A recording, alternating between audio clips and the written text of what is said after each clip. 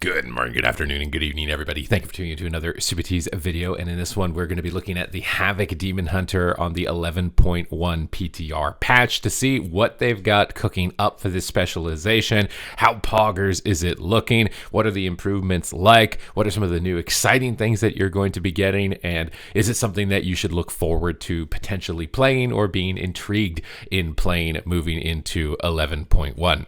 Now, obviously, the first thing is going to be the tier set, which I'm currently wearing here, the Mythic set. It looks awesome. We got giant flaming spikes and basically it looks like a pit lord on our shoulders with the teeth cutting through and the fires coming through the vents. It's a much different take on a Demon Hunter set, and it's of course going to come in multiple different colors depending on if you PvP, PvE, and to what level of difficulty you're completing that content. But it looks absolutely rad. I love how all the fire is kind of pressing through all the different crevices, almost like your character's literally on fire underneath this armor. It looks really cool. Unfortunately, its effect, though, I don't find to be that spectacular.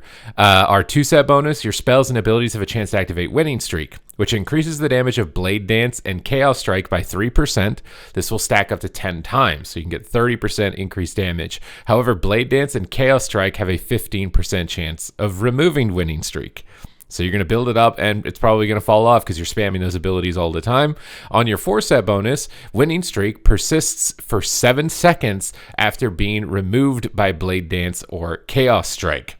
When you enter Demon form, you will sacrifice all of your winning streaks to gain 1% increased critical strike chance per stack consumed. So to me, it seems like their goal with this patch is to make critical strike a more desirable stat than it has been in the past, and to try and add more gameplay to it. There are talents in the talent tree also with Know Your Enemy, which is gain critical strike damage equal to 40% of your critical strike chance. Now, these types of critical strike modifiers in PvP situations, when you can stack them all together, sometimes end up doing ridiculous damage. So I'm going to try and Theorycraft a build in this video that's going to see some big numbers, because there's a lot of other talent changes that are coming through as well. If you are a big fan of the 4-set bonus in Dragonflight, that is basically coming back with this one with Screaming Brutality, Blade Dance will automatically trigger Throwglaive on your primary target for 100% increased damage, and each slash has a 50% chance to Throwglaive at an enemy for 35% damage. Now, of course, Screaming Brutality is likely going to bring into play Soul Scar once again, which was Throwglaive applying a damage over time effect to the target. So to me, Havoc Demon Hunter is going to basically go down 2 routes. You're going to have kind of a Throwglaive Immolation or kind of like dot consistent damage build that Demon Hunter has had in the past with things like Bloodlet in its first iteration. And then towards the left side of the tree, they've completely revamped Inertia. They've completely changed it. It's becoming Exergy. It's now the Hunt and Vengeful Retreat. Increase your damage by 5%. So you don't need to use Fell Rush necessarily. So if you're worried about like dashing through a bunch of mobs, pulling an extra pack, ducking into random swirly on the ground, those kind of like pain points in PvE are kind of going away with that type of build. And Inertia, the Hunt and Vengeful Retreat, cause your next Fell Rush or Fell Blade to empower you, increasing your damage by 18%. So you have a choice. If you want to AoE a pack, get that damage buff on Fell Rush, you can do it.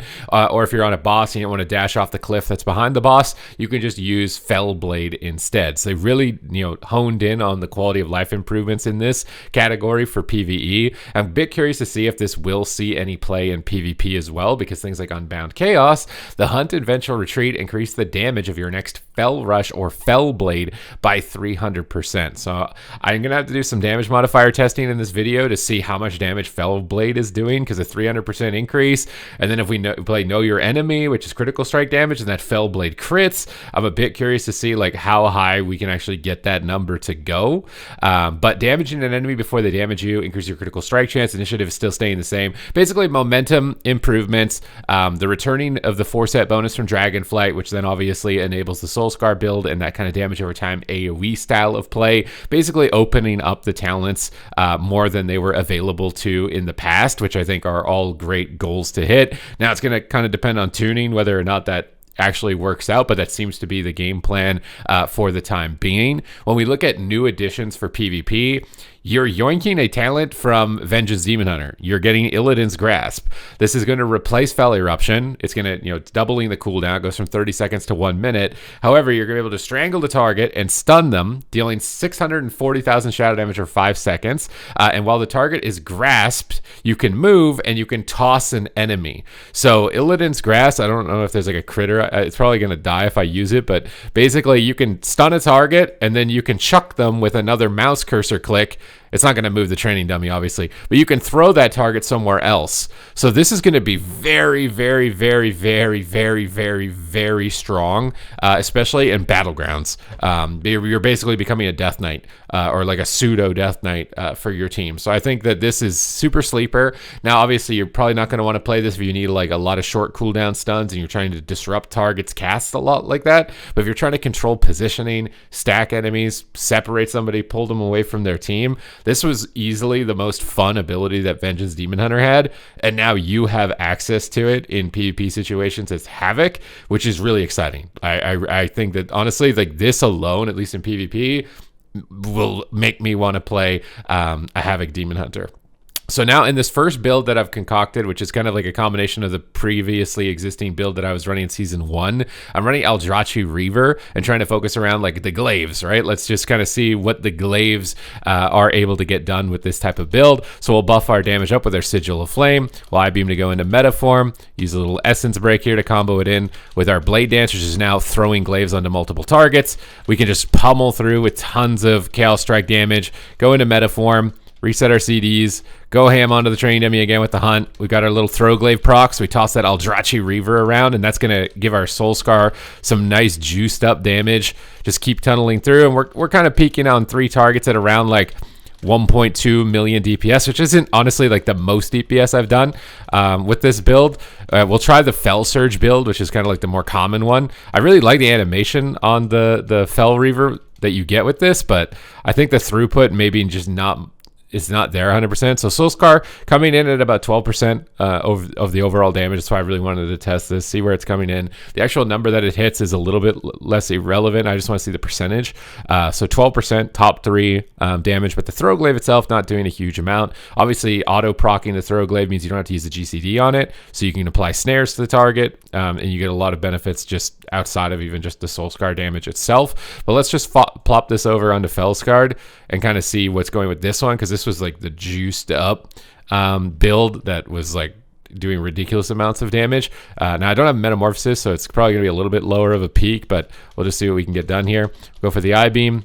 Big cleave comes in with this. We just got Fell Eruptions and massive Fell Splurge coming through and just cleaving everything.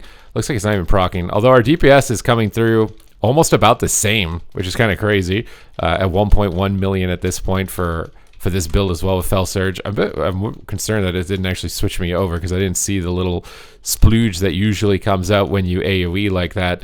But the sustained DPS actually seems to be a little bit lower after we get that initial spike of burst. There's the Fell Surge damage. Okay, so we definitely have it. It's jumping us up. Obviously not having the Hunt either is going to be... We'll probably reset this when I get my Metamorphosis, just to kind of want to see what's our DPS looking like even with no cooldowns. Outside of our kind of like our major window. It's hovering a little bit lower with that hero talent tree build, but now that we've got Metamorphosis, so we can go crazy here, we can reset all of our stuff, get our nice little demon buffs going, and we're probably going to spike pretty high, I would imagine. Hopefully a little bit higher than the previous one. Otherwise, okay, we're going about over 2 million with all of our cooldowns in this build. So the burst damage on this one definitely still, I think, is better than the Aldrachi Reaver. Now, I'm not a main Demon Hunter player. I'm trying to jump in on this. I've been playing my Demon Hunter a bit in season 1, and I'm just trying to see like what is getting me excited. But obviously, the tuning is going to dictate whether or not something is actually competitively viable. But this one, I wouldn't say isn't looking too bad, considering we're that close to that close in terms of overall DPS. After the Fell Surge spike, though, we seem to fall down a lot. A lot closer to what the Aldrachi Reaver build was able to do. But let's see what we can get here as far as like a critical strike modifying build. So I kind of want to just like drop a lot of this like dot damage stuff and just only pick stuff that does like direct damage, and just see like how big are the crits that we're able to get. We'll get like second Chaos Strike trigger. We'll go for the 18% increased damage, and we'll try and like flip everything over, take it out of all this kind of like rot dot damage and move it into some burst damage, because like I want to see how hard we can get this to hit. Chaos Theory Blade Dance causes your next Chaos Strike within 8 seconds to have increased critical strike chance and will always refund Fury. That kind of sounds like I want to go for that, but now I'm not 100% sure what I want to be able to drop in order to get to that. There's a lot here that seems just really good that I don't really want to get rid of, so I'm having a hard time picking what exactly I'm going to drop. Maybe it's something to do with I-Beam that we're going to have to go after. So Immolation Aura always critically strikes. Oh my god. So we can get there's going to be a huge amount of crit modifiers that we can get with this. It's just a matter of what can we drop in order to actually get it and still feel really cool. Final Slash, just 50%. I kind of want that. I want all of this stuff, man. Can I not just get all of it, Blizzard? Are we allowed to just like toss this over and just give it all to me? Activating I-Beam reduces the cooldown of your next I-Beam by 5 seconds, stacking up to 20 seconds. Duration of your active null demon. We might have to like drop some. This is probably not what you would do, obviously, but I'm just doing this in order to get the talents because I want to see like how much damage we can actually get, and I feel like I need to get this. Your Blade Dance because your next Chaos Strike to 14%. I just want to see what the crit modifiers are like on this, man.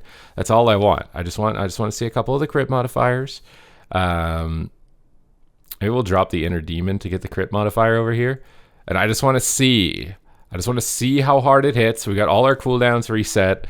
See how crazy this number is going to go with this in order to really get like the value of the burst damage that we've got available to us. So we're going to be stacking up our winning streak. We're going to be going crazy. We're resetting everything.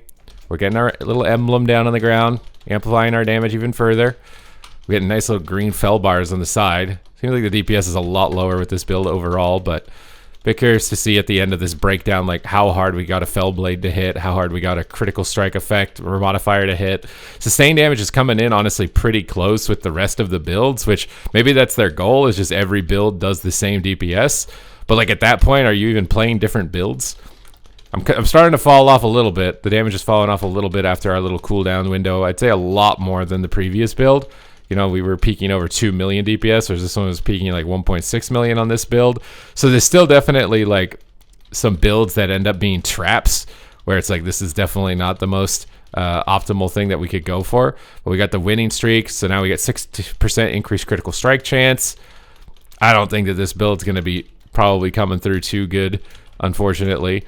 Although I guess technically I have not been doing the correct thing to be able to trigger that, so I'm gonna use Fell Rush next time with our amped up mastery effect from our Sigil of Fire, and we're gonna see what kind of damage we can get with that. Because if we stack those together, I think it should end up hitting pretty hard.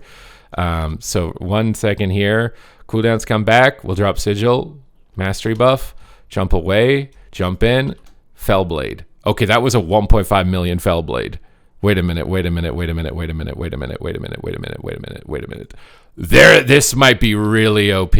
I think I'm glad that we're testing this, live on the video here, because the Aldrachi Reaver has a talent where Vengeful Retreat resets your Fell Blade. Okay? So